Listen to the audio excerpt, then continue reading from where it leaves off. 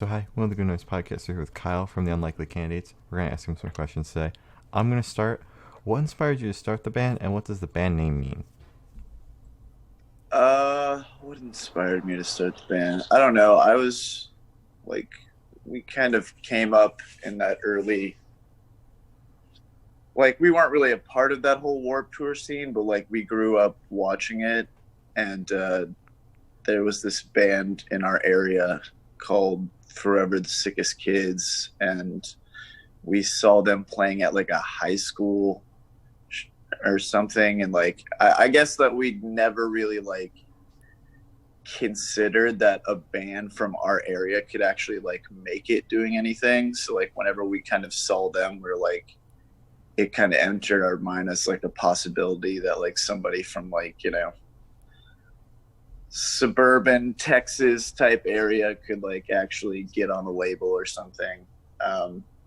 And one day I was at like a high school party, and my friend Cole was just like playing guitar, and I'd never actually like sang in front of anyone. I'd never been in a band or like had any really musical past. And we started to like just kind of like play a couple stupid covers. And for some reason I was like, yeah, I'm going to do this forever. For some reason it clicked. And then I asked him the next day if he wanted to try and jam again. And then we just like never stopped.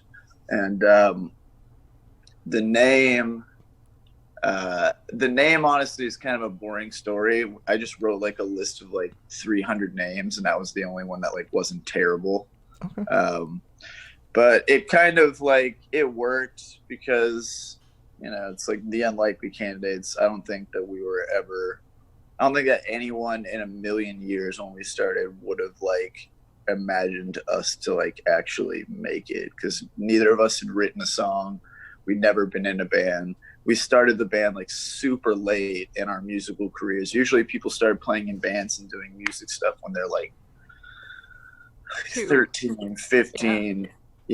We started when we were like 18, like basically about to like graduate high school. So, and we were terrible. We were so bad. I have no idea why we kept going, but Well, we you're did. here now. Yeah, Worked glad out. you kept going. Yeah. We made it. Yeah. You said that you had like roughly like 300 band names. Do you remember like any of them that didn't make the cut? The other one was Dark Horse, and that just sounds like a terrible metal band name. Isn't that the name of a Katy Perry Yeah, song? that's a too? Katy Perry song. Yeah. Yeah.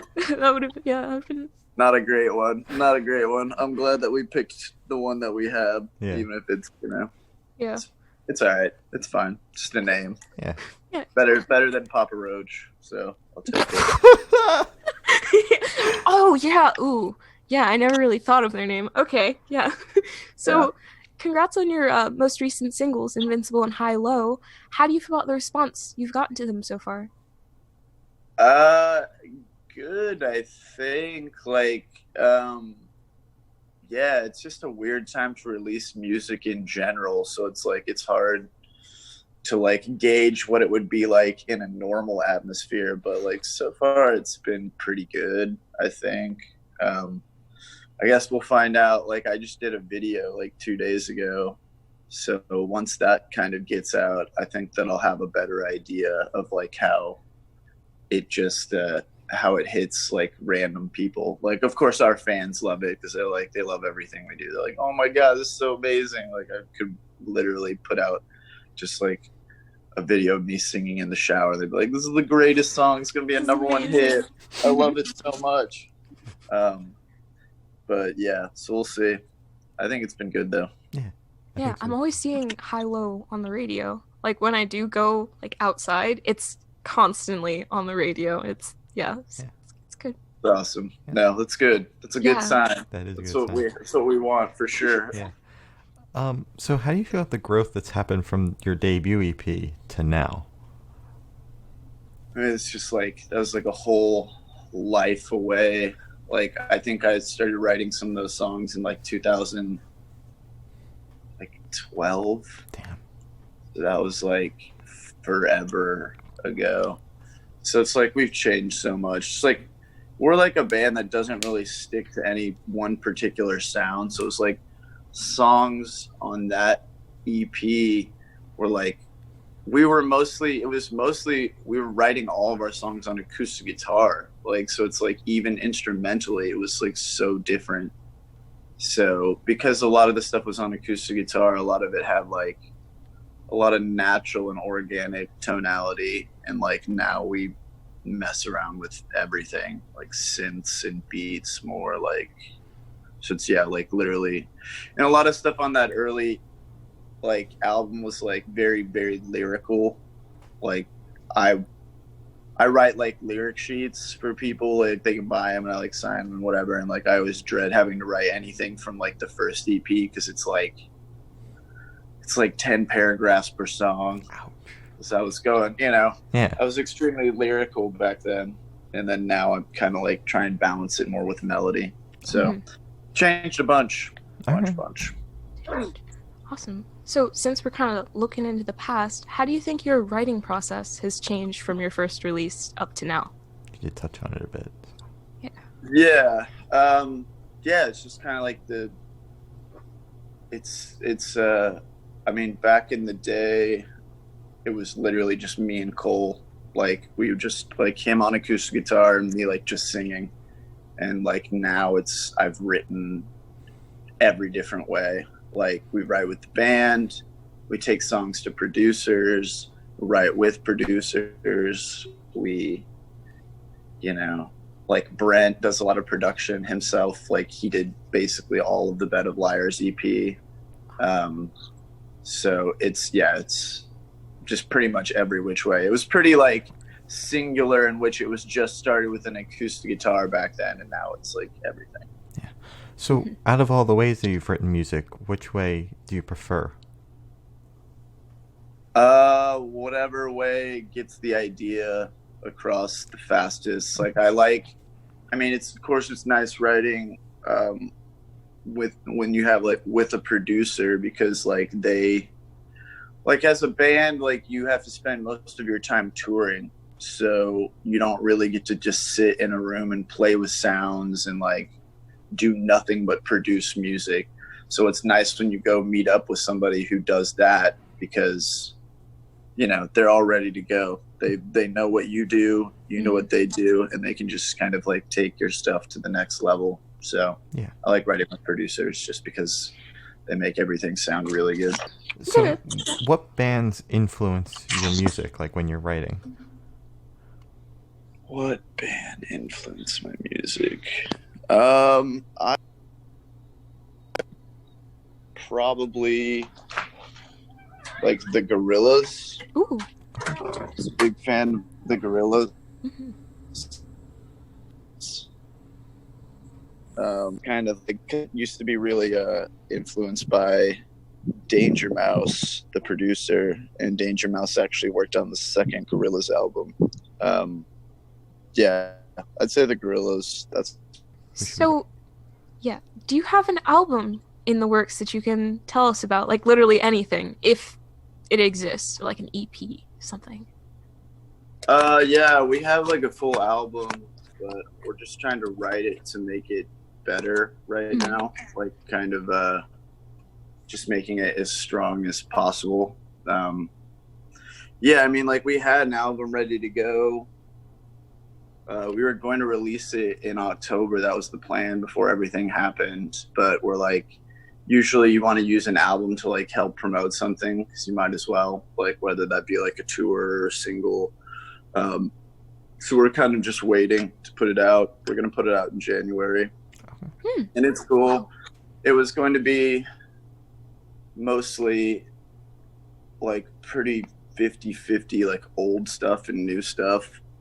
Ooh. But I kind of didn't want to do that, so I'm trying to write all new stuff. Okay. So these singles that you've put out, are they going to be on the album, or are they just standalone? They probably will, yeah. I think so. I think all the singles will probably be on there. It'll probably be, like, for sure, High Low and Novocaine will be on there. Okay. All right. Everything else is kind of up to me, basically. All right.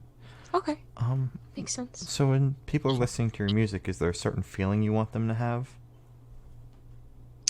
I just want them to, like, you know, identify with. I mean, like, really, if anybody can get, like, so many people listen to music in different ways. Like, some people like don't really listen to lyrics and they just like the beat, or like they like the mood, or like some people just, you know, it's just kind of like background or scenery. I think, yeah, I don't know. I think just resonate deeply with them in whatever emotion that they're trying to live through at the time. Okay. All right. So you've been doing live streams. How do you connect with the fans, like when you're performing through the screen, so it feels like they're actually like there at a concert? It's tough to do because like we don't really have like the comments up all the time at the same time. So it's like sometimes I can see what they're saying and we can respond to them, and sometimes we can't. So like unfortunately, it's kind of like we're playing at them. Like it's almost kind of. But I mean, it's cool. Like we'll like ask like what songs they want to hear, and then we'll play those songs. Or like I don't know, like we do one thing like whenever we run out of ideas. Like we've been doing this 18 weeks, so it's just like insane. Like we have run out of. So I mean, we don't have that many songs. Like we're usually playing like 45 to it, like 30 to an hour, and like we've been recycling the same 3 EPs worth of material for 18 weeks. So we've had it like yesterday we did like 80s week where we just learned 4 80s songs. We like asked the fans like what 80s songs you want to hear. Like, yeah, I don't know. That's one way to involve them. We just get to like they get to kind of pick what they want to hear, which is fine with us, I think. But yeah, sorry, back to the other things. Like I'll do a thing where like we'll make up a song like on the spot. We'll be like, all right, so what do you guys want me to write a stupid song about? And they'll be like, there was ones about like they were like cheese, bird, nice, and divorce. So I wrote a song about